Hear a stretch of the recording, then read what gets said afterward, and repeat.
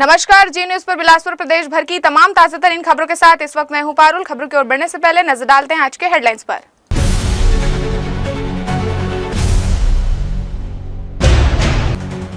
नमो युवा रन में उमड़ा जोश। रायपुर, बिलासपुर समेत 75 शहरों में युवाओं ने दौड़ लगाकर दिया संदेश, स्वस्थ रहो, फिट रहो और नशे से दूर रहो। छत्तीसगढ़ में आबकारी और कोयला घोटालों पर ईओडब्ल्यू एसीबी की संयुक्त बड़ी कार्यवाही। रायपुर, दुर्ग और बिलासपुर के ठिकानों पर दबिश से कारोबारियों में मचा हड़कंप। बिलासपुर में ट्रैफिक व्यवस्था ध्वस्त। मंगला चौक और स्मार्ट रोड पर लंबा जाम, लोग घंटों फंसे, ट्रैफिक पुलिस नदारद। शारदीय नवरात्रि का शुभारंभ। सोमवार से अभिजीत मुहूर्त में घट स्थापना। भक्त मां दुर्गा की आराधना में लीन। 9 दिन चलेंगे उत्सव और व्रत। तो ये थी हेडलाइंस और अब खबरें विस्तार से।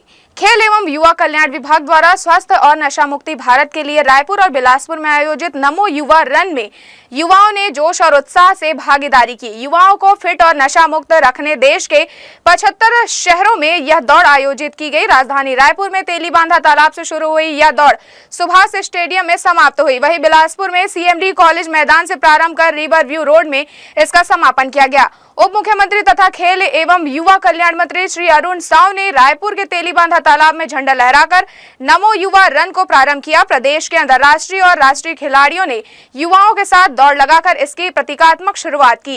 उप मुख्यमंत्री अरुण साव ने नमो युवा रन का शुभारंभ करते हुए कहा कि देश का हर युवा स्वस्थ हो, समर्थ हो, समक्ष हो और नशे से दूर रहे। इसकी जागरूकता के लिए इस दौड़ का आयोजन किया गया है। प्रधानमंत्री श्री नरेंद्र मोदी ने देश के युवाओं और खेलों की तरक्की के लिए महत्वपूर्ण काम किए हैं। विभिन्न योजनाओं और कार्यक्रमों के माध्यम से भारत सरकार युवा शक्ति को तैयार करने का काम कर रही है। श्री शाह ने कहा कि हम हर युवा को फिट रहने के लिए खेल के मैदान से जोड़ना चाहते हैं। वे खेलों से जुड़ेंगे तो नशे से दूर रहेंगे। देश को समृद्ध बनाने के लिए युवा स्वस्थ रहे तथा उत्साह और आत्मविश्वास से भरे रहे, यही जरूरी है। उन्होंने कार्यक्रम में मौजूद सभी लोगों से स्वस्थ और नशा मुक्ति भारत के निर्माण के लिए संकल्प लेने की अपील की।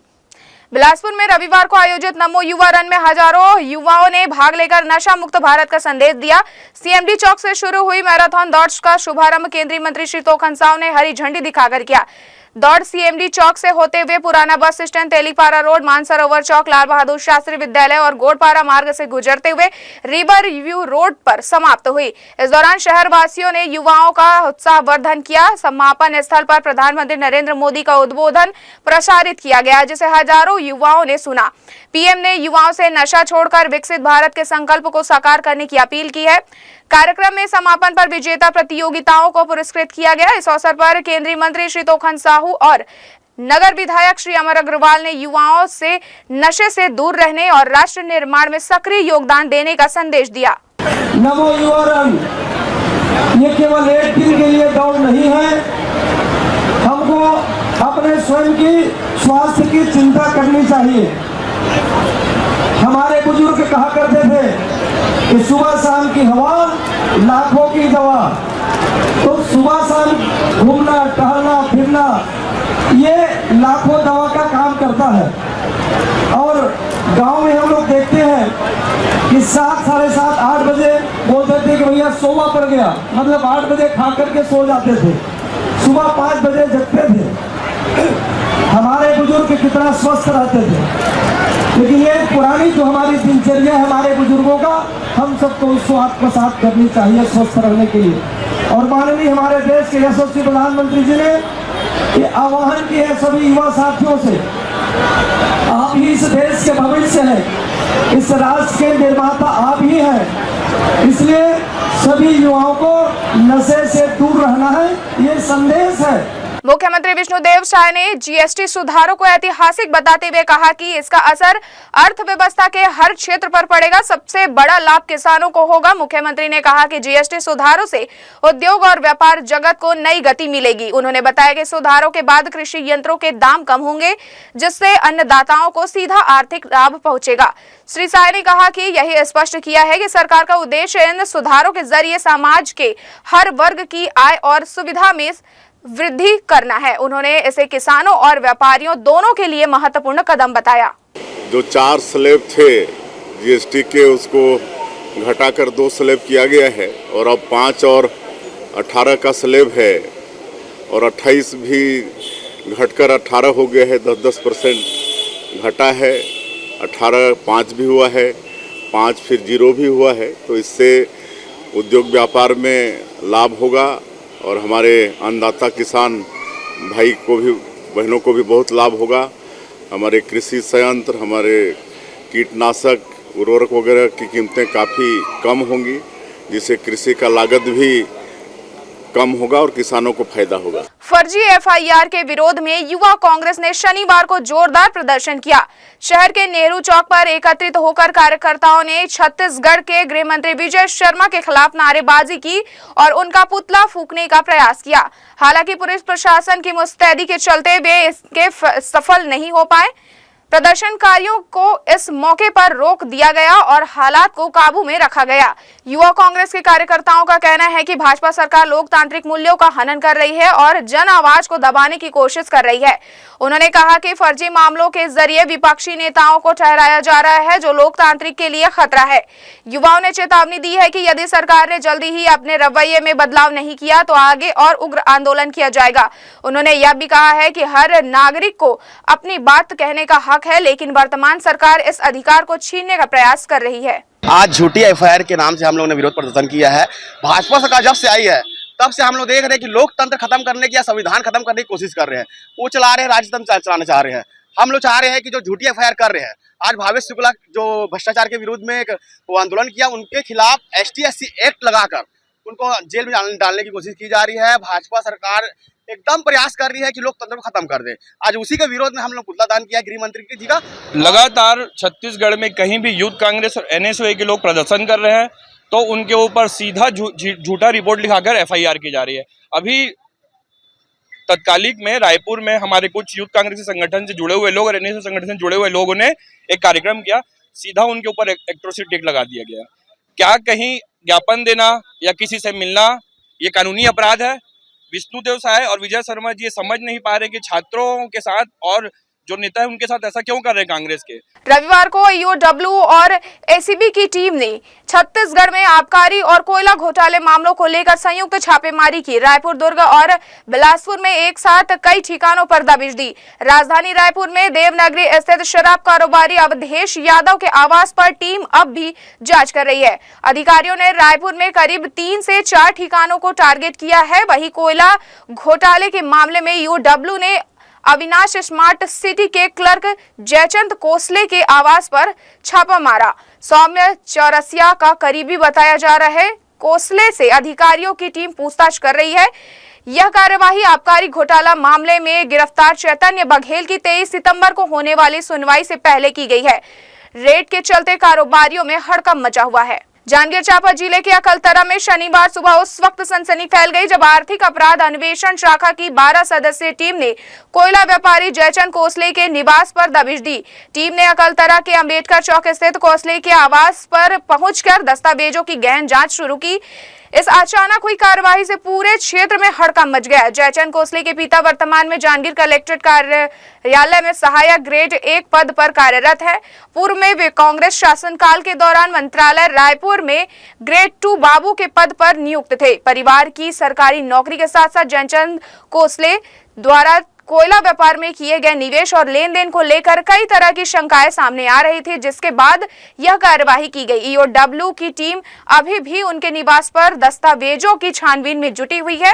प्रारंभिक जानकारी के अनुसार कोयला व्यापार से संबंधित कुछ अहम दस्तावेज, लेन देन की रसीदें और संपत्ति से जुड़े कागजातों की जांच की जा रही है। स्थानीय लोग इस कार्यवाही को लेकर चर्चा में हैं और संभावित भ्रष्टाचार या आय से अधिक संपत्ति के मामले से जोड़कर देख रहे हैं। EOW की टीम की अगली कार्यवाही पर पूरे जिले की नजर बनी हुई है। सेवा पखवाड़ा के अंतर्गत रविवार को भारतीय जनता पार्टी अनुसूचित जाति मोर्चा द्वारा एक भव्य प्रबुद्ध जन सम्मान समारोह का आयोजन किया गया। यह कार्यक्रम जल संसाधन परिसर एवं प्रार्थना सभा भवन में संपन्न हुआ। समारोह में मोर्चा के प्रदेश अध्यक्ष सनम जांगड़े मुख्य अतिथि के रूप में उपस्थित रहे। कार्यक्रम का उद्देश्य समाज के प्रबुद्ध और जागरूक नागरिकों को सम्मानित कर उनके योगदान को रेखांकित करना था। अध्यक्ष जांगड़े ने अपने संबोधन में कहा कि ऐसे आयोजन निश्चित रूप से समाज के जागरूक वर्ग को सम्मान देने के साथ साथ उन्हें और अधिक सक्रिय भूमिका निभाने के लिए प्रोत्साहित करते हैं। उन्होंने कहा कि सेवा पखवाड़ा के अंतर्गत पार्टी के कार्यकर्ता घर घर जाकर जन सेवा में लगे हैं और यह आयोजन उसी श्रृंखला का एक महत्वपूर्ण हिस्सा है। समारोह में स्थानीय प्रबुद्ध जनों को शॉल, श्रीफल और प्रशस्ति पत्र देकर सम्मानित किया गया। कार्यक्रम में बड़ी संख्या में कार्यकर्ता, सामाजिक कार्यकर्ता और स्थानीय नागरिक उपस्थित रहे। कार्यक्रम के संयोजकों ने बताया कि इस प्रकार के आयोजन से समाज में सकारात्मक संदेश जाता है और लोगों को समाज सेवा के लिए प्रेरणा मिलती है। और टीम बनाने के पहले यदि प्रदेश का दौरा कर ले तो निश्चित रूप से आने वाले समय में उनका टीम का बहुत अच्छा निर्माण होगा, क्योंकि यहाँ सब लोगों का परिचय भी होता है, आने के बाद में मिलने का अवसर भी मिलता है और उसके बाद में फिर अपना टीम का गठन करेंगे और टीम के जब गठन करेंगे तो प्रभावी टीम का उनका गठन होगा। इसके लिए गठन करने के पहले ये तय किया गया है कि पहले जिले में जाकर के हम बैठक कर लें और कार्यकर्ताओं से हमारा परिचय है और परिचय के बाद में फिर अपना टीम का हम बाकी बनाएं। प्रदेश अध्यक्ष बनने के बाद माननीय प्रदेश अध्यक्ष सनम जांगड़े जी का प्रथम प्रवास बिलासपुर में हुआ और एक परिचयात्मक बैठक के लिए उन्होंने कहा था। फिर बाद में हम सब ने यह तय किया कि अब प्रदेश अध्यक्ष जी आ ही रहे हैं तो यहाँ देश के यशस्वी प्रधानमंत्री नरेंद्र मोदी जी का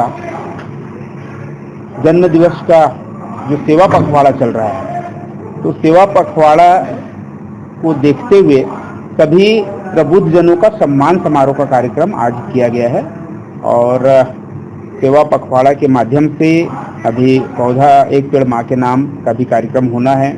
हमारे प्रबुद्ध जनों का सम्मान के बाद इस तरह से जो सेवा पखवाड़ा चल रहा है इस पर काम करने का हमने प्रयास किया है। बिलासपुर में रविवार को छत्तीसगढ़ लोक सेवा आयोग द्वारा व्यवहार न्यायाधीश यानी सिविल जज की प्रारंभिक परीक्षा का आयोजन किया गया। इस परीक्षा के लिए जिले में कुल 19 परीक्षा केंद्र बनाए गए थे। आयोग के अनुसार इस परीक्षा में कुल 7,820 अभ्यर्थियों को सम्मिलित होना था, लेकिन परीक्षा के दिन केवल 4,091 परीक्षार्थी ही उपस्थित रहे, जबकि 3,729 अभ्यर्थी अनुपस्थित पाए गए। इस तरह लगभग 48% अभ्यर्थियों ने अनुपस्थिति के परीक्षा की गंभीरता पर सवाल खड़े कर दिए हैं।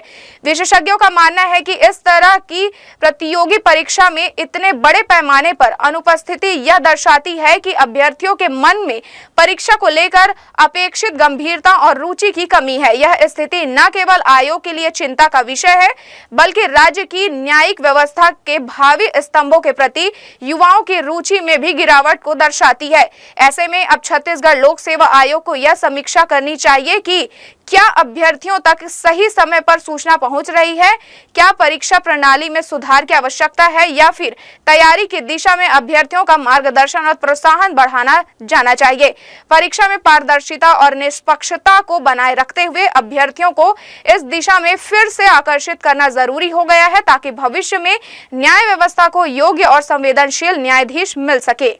राजधानी रायपुर के स्वामी विवेकानंद एयरपोर्ट जाने वाले एक्सप्रेस वे किनारे बड़ी संख्या में लावारिस ट्रॉली बैग मिलने से अफरा तफरी मच गई।